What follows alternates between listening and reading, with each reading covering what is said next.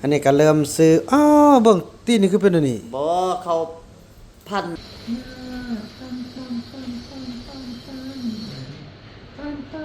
ยามปีเนี่ย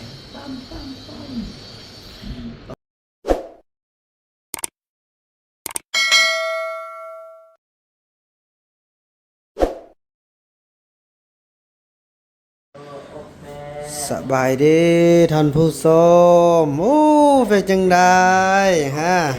ป้ายพี่น้อยเนาะมื้อนี้ก็เป็นมื้อที่จะอบแปลงเป็นครั้งที่เท่าใดแล้วก็ครั้งที่3กับเที่ยนี้เนาะแน่พี่น้องเอ้ยเนาะเบิ่งอันนี้ก็เริ่มซื้อ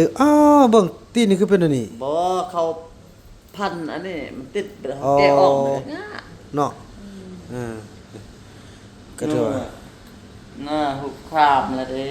อบแป้งหุบป้าพี่น้องคำฮู้ได้พี่น้องเอ้ยเนาะว้าโอ้ยพี่น้องเอ้ยดีใจเนาะที่ว่าตอนนี้พี่น้องเอ้ยแม่ย่าแม่จันทลีเฮาได้โทรมาเมื่อกี้เนาะแปลว่ามื้อนี้ก็เป็นครั้งที่3หลังจากเฮาจะไปเอาแปลงนี่ออกแล้วก็สิมันดัดขึ้นตึมเทอละน้อยเนาะตามวิชาการของแพทย์นั่นแหละแล้วก็จะพันตึมหลังจากพันเฮาก็จะได้กลับบ้านแต่ว่า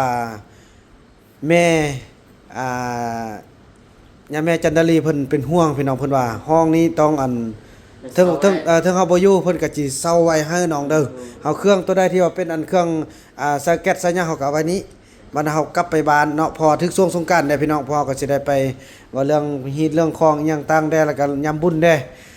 อาทิตย์หน้าสิกลับมาโยงนี่ตึมพอแต่วันนี้ย่าแม่จันทลีเพิ่นจ่ายให้เราได้พี่น้องจ่ายให้ล่วงหน้าเลยเนาะเพิ่นจ่ายให้แบบว่าคณะบ่จ้องนี่ตัวห้องนี้เป็นห้องที่สะดวกเนาะเนี่ยพี่น้องมีแอร์มีพัดลมนี่มีตู้เย็นมีห้องน้ำถือว่าคักพี่น้องห้องน้ำก็สะอาดทุกอย่างก็ดูดีเด้อขอบใจแม่ตูเด้อขอบใจย่าตูเด้อขอบใจย่าตูเด้อเนาะขอบใจย่าตูจันดาลีเด้อจันดาลีคำวงซ่าเด้อเพิ่นจ้องห้องให้ลูกหลานล่ะเด้อกลับมาก็สิได้เนาะนี่คือเก่าพวกเจ้านี่คือห้าวตลอดฮะพวกเจ้านี่อยากได้รับตลอดนึ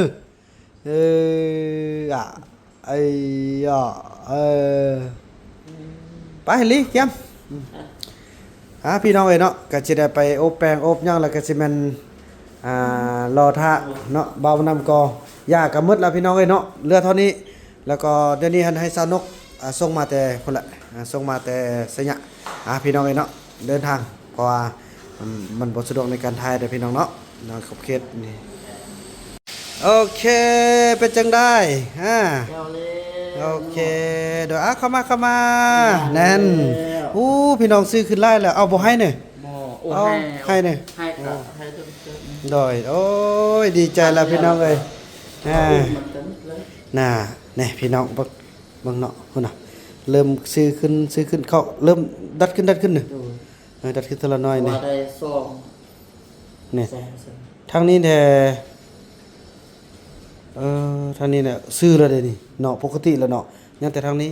พยายามดัดขึ้นทีละน้อยสู้ๆเด้อแล้วอันนี้เด้เพิ่นว่าซั่นมีแต่ว่าแบบว่ายามอาบน้ำพี่ประทับพันก็ได้เสนอเขาพันเขาประทับพันแบบว่าตอนอาบน้ำที่ตอนมันนอนดึกเงินโดยโอเคเริ่มงามแล้วเนาะอย่ามาเฮาแล้วเฮาอยากหลับแล้วนึเนี่ยพี่น้องเนี่ยบ่ฮ้องบ่ให้หยังเลยดีใจเนาะว่าเอาข้อหน้าแม่บ่นึงเขาบอกเพิ่นนอนทางนี้ล่ะแม่นพยายามเอาข้อหน้าเด้ขี้ยันตกเด้แปลสักหัวแปลตายเลยเขาว่ามันทุกความเขาว่าอ้าวบักคนบุญคำคือว่าจะได้2เดือนจากมือก็ว่าได้17มื้อเยอะไว้แล้วเนาะเขามาตอนจะเป็นควันน้อยแต่นี่เยอะเลยอย่าสมมุติปัวดีแล้วย่างเลยซะแล้วดังทั่วเทวดาเลยดังทั่วประเทศแล้วเนาะลีเนาะเป็นตาจัน นเขามาเกิดเลยหน้าแสบมึง เออ ที่สัญญาณไปแบบเงืดเลยหนู อย่า โอ้ ซื้อ มันจะไปแสดงต่างติดเลย สาวลีก็แต่งหน้าทาแป้งงามแล้วแม่พี่น้องไอ้คนโอ้โถไอ้เฟื่องนี่คันในตัวหน้านี่ได้เมียงามเด้นี่น่ะเออ มันบ่งามสุดยากับสุดยางาม นี่ สาวยากับสาวบ่ได้ เอ้ย เมื่อเดือนกาลิฟต์เข้าแต่ห้องน้ำตลอด เฟ้อ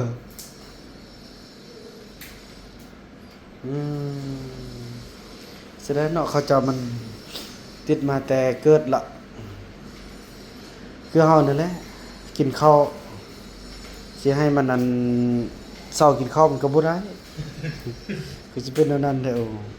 สาวได้เข้าแต่สาวได้ยาสู้แต่สาวได้ตัวคุณน้อยคุณตัดที่ใครสอน คือว่าเขาก็เบิ่งบักย่องเบิ่งจุดนั้นแหละเฮ็ดมาแต่น้อยอะนะมันเป็นความสิ้นเคยแล้วนะ ยึดเป็นปัดตะนัน คำฮู้ดีเนาะแบบบ่ฮ้องบ่ให้เด้พี่น้องเอ้ยยอมรับ เขา เนาะ เปลี่ยนเนี่ยเขาว่าตัวนี้ซื้อตัวหน่อยอันนี้เยอะพวก เอาเบอร์ยังอะน่ะ มันด้วยกันนี่ก็ไม่เปิดอันนี้มันเยอะพวก เอ่อ มันตัวหน่อยเขาใส่มันติดอันนี้ อ๋อ อันนี้ตัวหน่อยเบอร์หนึ่งไปยัง อันนี้เบอร์ S เหรอ อันนี้เยอะพวกอันนี้ง่ายกว่าซ้ำอันบุญมีก่อนอันนี้เซิร์ อ๋อบุญมีซะบ่ได้แล้ว เบอร์ L เบอร์อันนั้นโอ้บุญมี อันนี้น้อยซื้อน้อยกว่านี้ พี่น้องเว้ยคำฮู้นอนให้ก็มีแต่ให้ซ่องอันเหยอดสะบอนซ่องท้ายแล้วก็จะกินนมพี่น้องเอ้ยเนาะก็สิเป็นคนคำคนคูนแต่โอ้นั่นนี่นะ ออกทานหมอกกันยังว่าเอาซื้อคำคูณแถได้เงินบรรนำอันนองบรรนำมันลงเฟซยาขายคุณมันไว้แต่เท่ายังไม่เล่ายังเล่าเราบรรนำหนักจ่อเนี่ยอันน่ะ ถ้ามีกระบ่ฮู้เอาเด้เดี๋ยวนี้เป็น FC เฮาหมดแล้วเดี๋ยวท่านหมอทุกคนนี่ฮู้จักแต่เฮาหมดแล้วเด้อเดี๋ยวนี้เขาจนคือว่าเนี่ยมันคงว่าบ่ขึ้นบ่ฟันมันสิมาฮอดมาถึงกันเด้เคยเห็นแต่อยู่โทรทัศน์เคยเห็นแต่อยู่ทางโทรภาพมาฮอดปัจจุบันนี้ก็แม่นอีกอย่างเฮาก็แบบนั้นนี่แหละบ่าวบุญนำเป็นคนที่บ่แต่งเนื้อแต่งตัวพี่น้องบ่เป็นคนมีมาดมีทรงหยังแหละธรรมดาไปใส่กันแนวนี้แหละพี่น้อง คนป่า ว่าดองนะ กระวังคนป่าแหละมันนึก เขาว่าน้องเป็นคนป่าโอ้ย แต่กระวังคนหน้าคนป่า เออบ่น่า ว่าคนหน้าคนป่า บ่น่าได้คืออยู่คันว่าเป็นเนี่ยบ่เป็นพออยู่บ้านแล้วเนาะลี่เนาะลี่ก็เป็นคนบ้านแล้วเนาะเอองามแล้วเด้สาวลี่ก็ได้เอ้าเดี๋ยวนี้เป็นอะไรตีนคือว่าดำมือดำแล้วมันนี่ตั้งแต่ขิงขึ้นหรือว่าขาวพี่จะได้ว่าหึ ติดผมมีระเบียบ ตีนบ่มีระเบียบไอ้เพื่อน ขิงข้าวพี่น้องไอ้ขิงข้าวคือว่าแต่ตะกี้ของเขาย่างเนาะบ่ใส่ ตามไฟแล้วเอาตีนไปข้า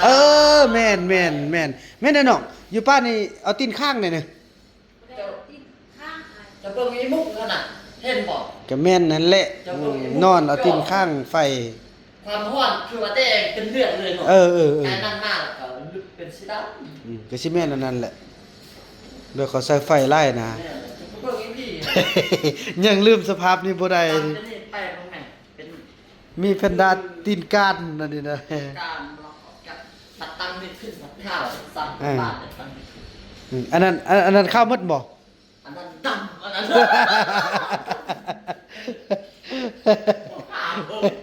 ข้าวตั้งเลย ไม่ใช่อยู่แดดอยู่อันห่มเนี่ยอันบ่ได้ตักแดดตักอันนั้นน่ะนี่คือว่าดำหึ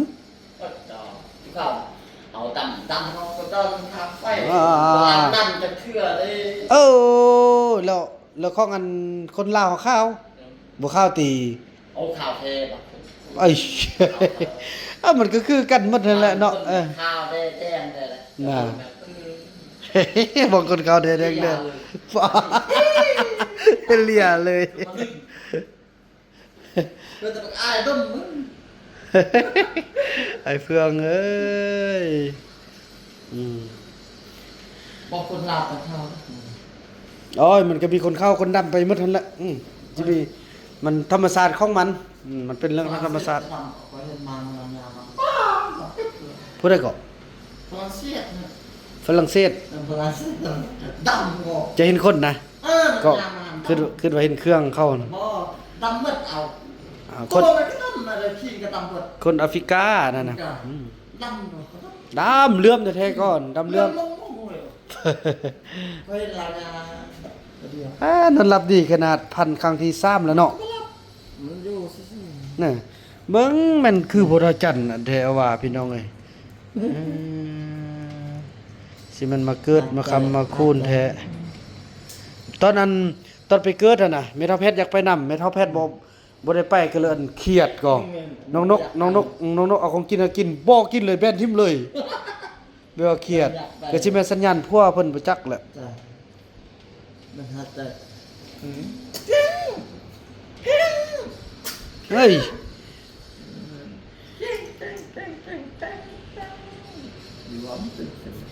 โอ้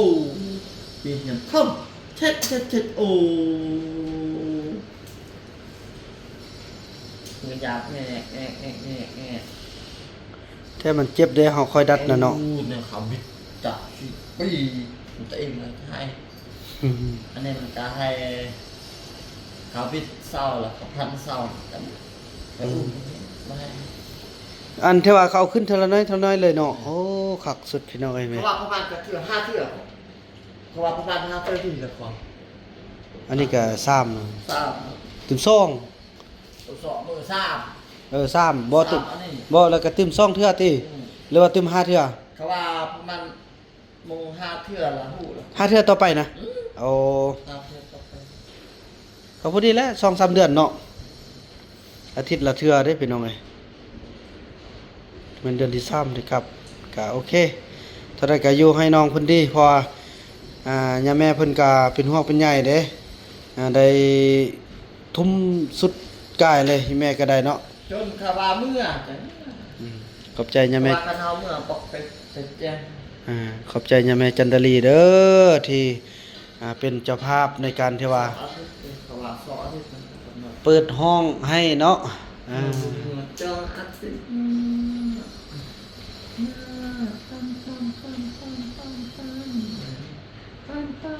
์ยามดีเนี่ย โอ้ยโถสุดยอดเนาะทางเฮาก็ได้เนาะออกจนได้แล้วก็ขอบใจ FC ทุกท่านขอบใจพ่อๆแม่ๆที่ว่าช่วยจนบุญคำเฮารอดออกมาได้ ทำโลดเป็นคน ขอบใจพระอาจารย์อยู่ทางสหรัฐอเมริกาเด้อที่ว่าตั้งชื่อท้าวบุญคำ สุขใจแท้ อ่ะต้องเรื่องนี่คือสิแม่นบ่ออกจากบุญนะเฮาใส่บุญหมดซะเบิ่งแล้วเห็นบ่เฮาสิเปลี่ยนไปซื้ออื่นๆเนี่ยเกิดเป็นอันนี้เลย ไปคนละแนวเลยจากที่ว่าคือว่าผู้หญิงแล้วเป็นผู้ชายซ้ำเป็นผู้ชายซ้ำเป็นคนแบบนี้อีกที่ว่ารอดตายคันแม่นลูกเจ้าออกผู้ต่อไปเนี่ยจะสิใส่ซื้อหยัง ใส่ซื้อแบบนี้กันอ่ะ ใส่เดียวเลย บ่เฮาก็เปลี่ยน มันอูครับอันนี้บุญค่ำคือบุญค่ำสิเฮอไม่ยังนะเฮาเด็กก็ซ่ามีแต่น้องวะบอกละลาบุญออกมาคิดก่อน บุญ บุญมีแล้ว บุญยงมีแล้ว บุญรอดมีแล้ว บุญนำมีแล้ว บุญไทยมีแล้วบุญยงอันนี้ยังบุญลายเด้อ เนาะ ยังบุญลาย ลายอ่ะ คันผู้หญิงเลยใส่นางบุญเรือยังบุญลายบุญเรือบุญเลื่อมโอ้ยังลายบุญเด้อใส่บุญหมดเลยเนาะแล้วเจ้าตะกี้เจ้าก็ซื้อคำมันบ่นี่น่ะ ตอนเขาเอาปืนยิงน่ะเขาเอาปืนยิงแล้วเขาเปลี่ยนชื่อก็เขาใส่บุญคำ บุญคำก็ซื้อพวกนี้เลยเนาะเนี่ยแสดงว่ามาอยู่ตรงเรื่องก็เป็นบุญเด้พี่น้องเอ้ยถึงว่าจะอยู่ในสมุทรควบบ่แม่นแต่ว่าเพิ่นก็เปลี่ยนตอนนั้นเปลี่ยนชื่อบุญคำเนาะแล้วมาดูแลบุญคำดูแลบุญคำแน่โอ้เป็นบุญคือกัน ว้า น้องลี่เนี่ยคันไอเห็นแต่กี้อาจจะเปลี่ยนชื่อบุญเนาะบุญลายบ่บุญเรือบ่ อันนี้เป็นซาวลีผู้ใดเป็นผู้ตั้งกับน้องซิลีนะ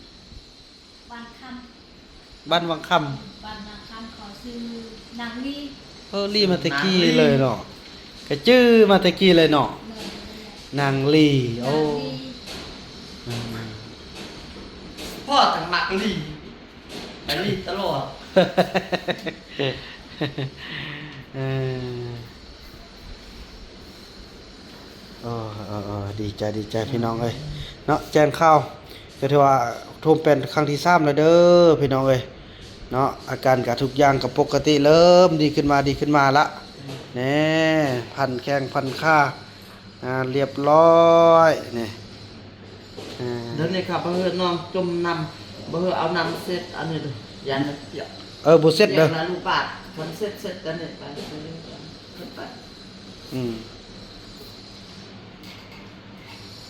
มีควันมีควัน มีทรัน มันตื่นอืม เรียกเถอะ เนี่ยงามขึ้นมาแล้วเด้โอ้ยกว่าสิพันมาได้ พยายามจะตายตอนอันลองดึงเนาะเขาจับเนี่ยดึงอันนี้คือว่าดึงยำเตือนกับอะไรดึงยำเตือนกับอะไรพยายามมันจะตายครับตอนนั้น ก็เลยแลเขาเนาะลือ ตัวนี้ดำหมดแล้ว จนเย็นหมดแล้วนะน้องจับโอ้ เย็นหมดแล้ว ตอนนั้นเนี่ยว่าความรู้สึกของน้องคิดว่า1คนตายสลด2ซาวลีก็โอ้บ่ซาวลีเนี่ยจะคือว่าแหละมันทุกอย่างเลยโอกาสรอดยากสุดได้คนที่ว่าเกิดทางตีนนี่นะแต่2คนเฮาก็ช่วยจนออกได้พี่น้องเอ้ยเนาะหลังจากออกมาปุ๊บนี่นะแล้วก็ดื้อคอยยับคอยงือออกมาแล้วมันมาฆ่าข้อนี้พี่น้องเอ้ยฆ่าข้อนี้ป๊อ